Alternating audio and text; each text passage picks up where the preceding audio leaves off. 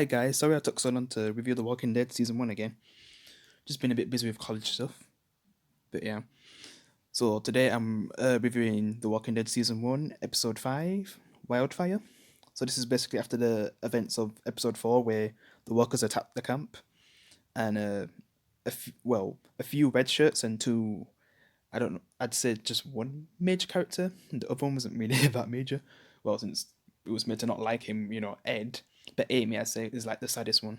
Yeah, because even in this episode, like Andrea's still mourning her sister. Like she was literally beside her body, like the whole night when that attack happened,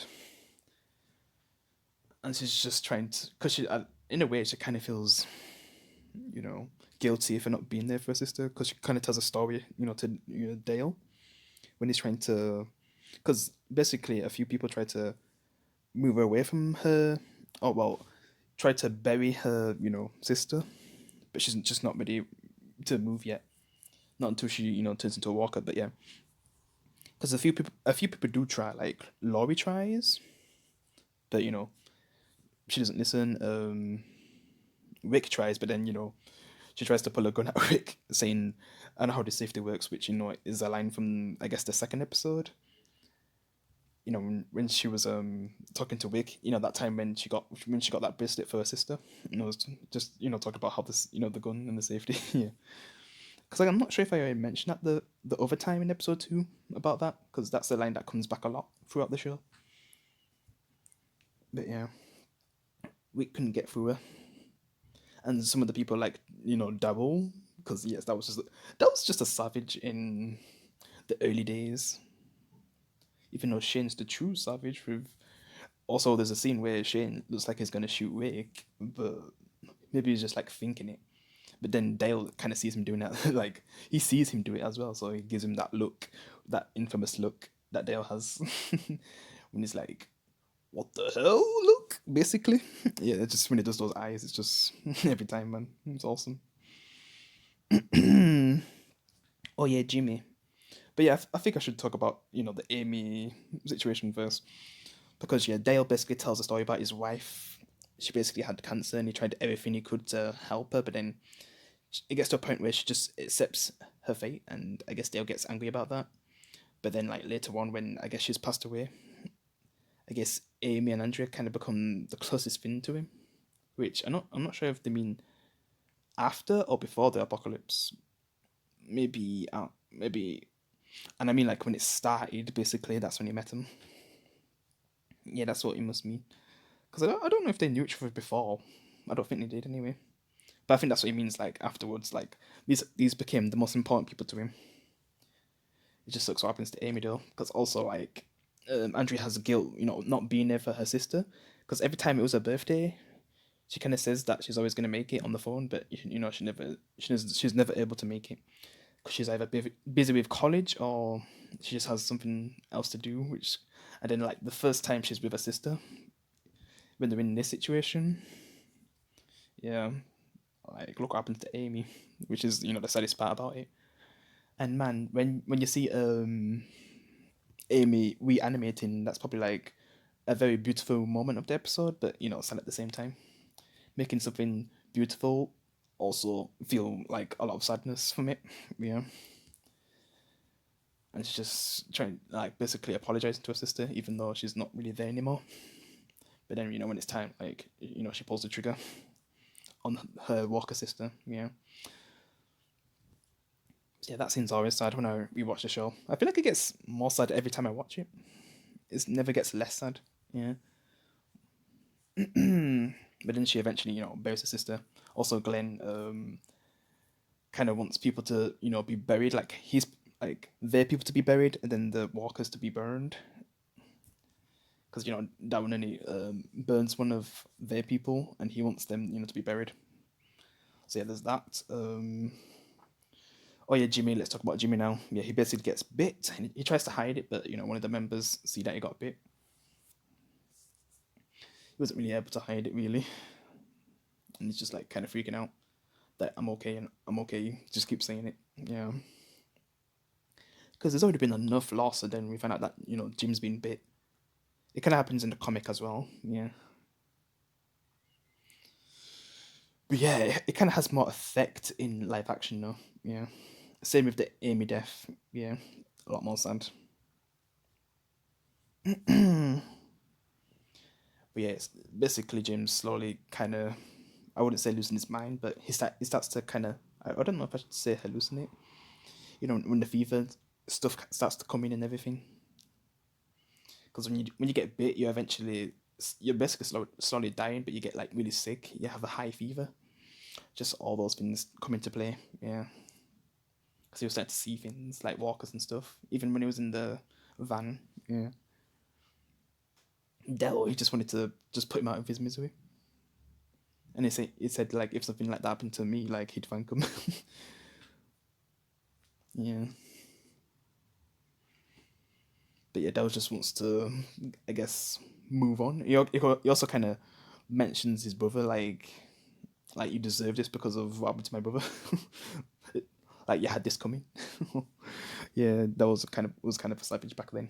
Season 1, season 2 days. Yeah, but then he eventually became really close to the group, very attached to him. They became his family, and that Dell slowly faded away. Yeah. But yeah, what else? So basically, Rick's plan, like after this attack, is to leave the place, maybe find a CDC. But I guess Shane kind of butts heads with him, saying that it's not really a good idea because you might get him in danger, and also mentions that, leaving him in the first place, in the Vatos episode was also a bad idea. But then Rick says that if he didn't get them guns, like things could have been a lot worse. Maybe the entire group could have died. So yeah, they're kind of butting heads throughout the episode.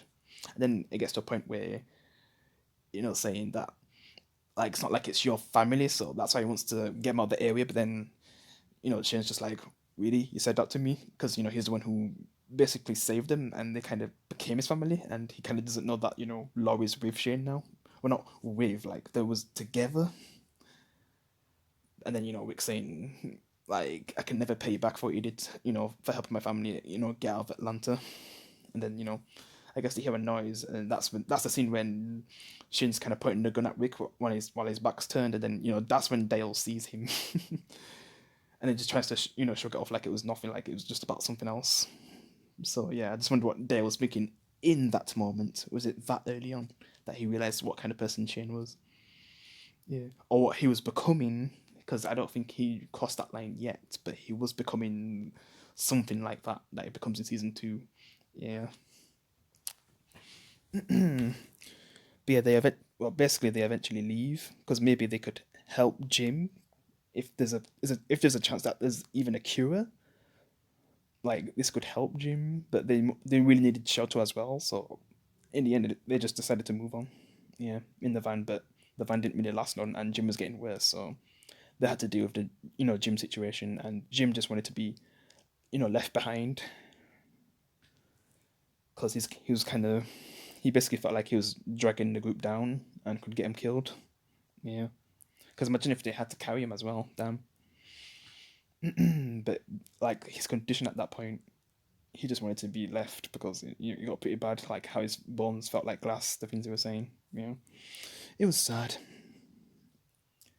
In the end, they basically leave Jim at the tree. Everybody says their final goodbyes to Jim because Dale before was saying something because he's the voice of reason, that he should have a choice, and this is what he chose, so that's why the group just listen to what he said. Yeah, and Laurie agrees with it too. Yeah,